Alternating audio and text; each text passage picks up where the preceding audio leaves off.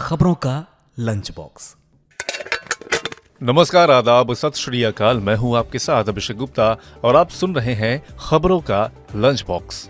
त्योहारों से पहले कितनी सस्ती हुई अरहर दाल?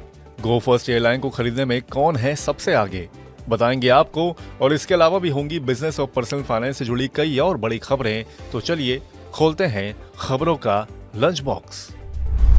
तो लंच बॉक्स का पहला डब्बा खोलते हैं तो सबसे पहले आती है सरकारी बैंकों से जुड़ी खबर। प्रधानमंत्री की आर्थिक सलाहकार परिषद के सदस्य संजीव सान्याल ने कहा है कि भविष्य में 4 बड़े सरकारी बैंकों का अस्तित्व बना रहेगा।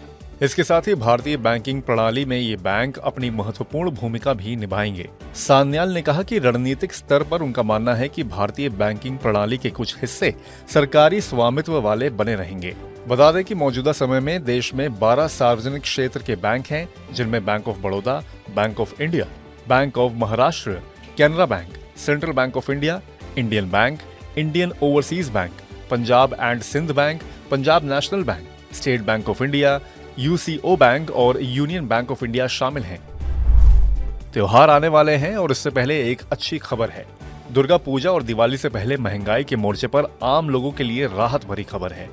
दाल की कीमतों में 4% की गिरावट आई है। इससे थोक मार्केट में अरहर और मसूर दाल के रेट पर असर पड़ा है। कहा जा रहा है कि अरहर और मसूर के एक्सपोर्ट बढ़ने और सरकार द्वारा जमाखोरी पर सख्ती बरतने की वजह से दालों की कीमत में गिरावट दर्ज की गई है। ऐसे में आम जनता को उम्मीद है कि दिवाली आते आते दालें और सस्ती हो सकती हैं। खोलते हैं लंच बॉक्स का अगला डब्बा। देश में पहली बार लिथियम, नियोबियम और रेयर अर्थ एलिमेंट्स के ब्लॉक की नीलामी का रास्ता साफ हो गया है। प्रधानमंत्री नरेंद्र मोदी की अध्यक्षता में हुई कैबिनेट बैठक में इन रणनीतिक लिहाज से सबसे महत्वपूर्ण माने जाने वाले इन खनिजों के लिए रॉयल्टी दर को मंजूरी दे दी गई है। कैबिनेट ने लिथियम के लिए रॉयल्टी दर को 3% तय किया है, जो लंदन मेटल एक्सचेंज पर चल रही लिथियम की कीमतों पर वसूला जाएगा। भारत में लिथियम की मांग बढ़ने की संभावना है। इलेक्ट्रिक व्हीकल की बैटरी बनाने के लिए लिथियम का इस्तेमाल किया जाता है। त्योहारों की मिठास कम ना हो, इसके लिए सरकार एक बड़ा कदम उठा सकती है। देश में चीनी महंगी ना हो जाए, इसके लिए सरकार चीनी निर्यात पर रोक लगा सकती है। भारत के इस कदम से वैश्विक सप्लाई में कमी आने की आशंका बढ़ गई है। मॉनसून सीजन में कम बारिश की वजह से गन्ने की फसल प्रभावित होने के बाद चीनी एक्सपोर्ट पर प्रतिबंध लगाने की आशंका है। इस्मा के मुताबिक 2023-24 के दौरान देश में 317 लाख टन चीनी उत्पादन का अनुमान है, जबकि घरेलू मांग 280 लाख टन के करीब रहेगी। ऐसे में पर्याप्त सप्लाई सुनिश्चित करने के लिए सरकार प्रतिबंध जैसा बड़ा कदम उठा सकती है। अब खोलते हैं लंच बॉक्स का अगला डिब्बा। जीएसटी प्राधिकरण ने एलआईसी पर जुर्माना लगाया है। टैक्स का कम भुगतान करने पर जीएसटी प्राधिकरण ने भारतीय जीवन बीमा निगम पर 36,844 रुपए का जुर्माना लगाया है।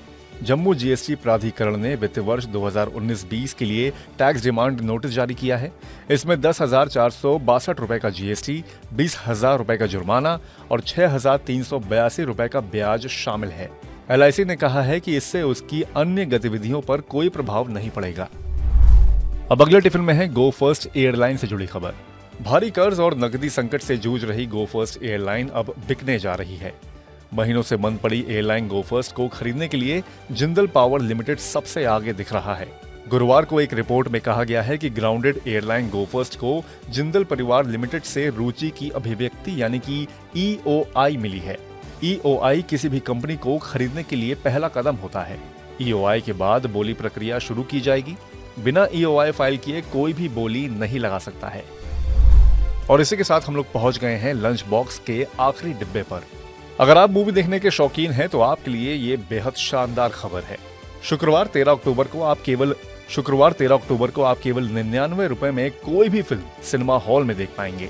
जी हाँ, केवल 99 रुपए में कोई भी फिल्म। दरअसल 13 अक्टूबर को नेशनल सिनेमा डे है। इस मौके पर देश के सभी सिनेमाघर जैसे कि PVR, INOX, Cinepolis, delight diamond केवल 99 रुपए में फिल्मों के टिकट दे रहे हैं। ऐसे में आप फुकरे, रानीगंज, जवान जैसी फिल्में महज 99 रुपए में देख सकते हैं। इसकी टिकट्स आप ऑनलाइन भी बुक कर सकते हैं। वैसे आप कौन सी फिल्म देखेंगे, हमें जरूर इसके बारे में बताइएगा। और इसी के साथ बंद करते हैं खबरों के लंच बॉक्स को। उम्मीद है कि इसमें पेश की गई खबरें आपको पसंद आई होंगी। अगर ऐसा है तो हमें कमेंट करके जरूर बताएं। बाकी बिजनेस और पर्सनल फाइनेंस से जुड़ी खबरों के लिए सुनते रहिए रेडियो मनी 9 और डाउनलोड कर लीजिए हमारे मनी 9 ऐप को। हमेशा की तरह मैं हूं आपके साथ अभिषेक गुप्ता। अभी लेता हूं विदा। धन्यवाद। खबरों का लंच बॉक्स।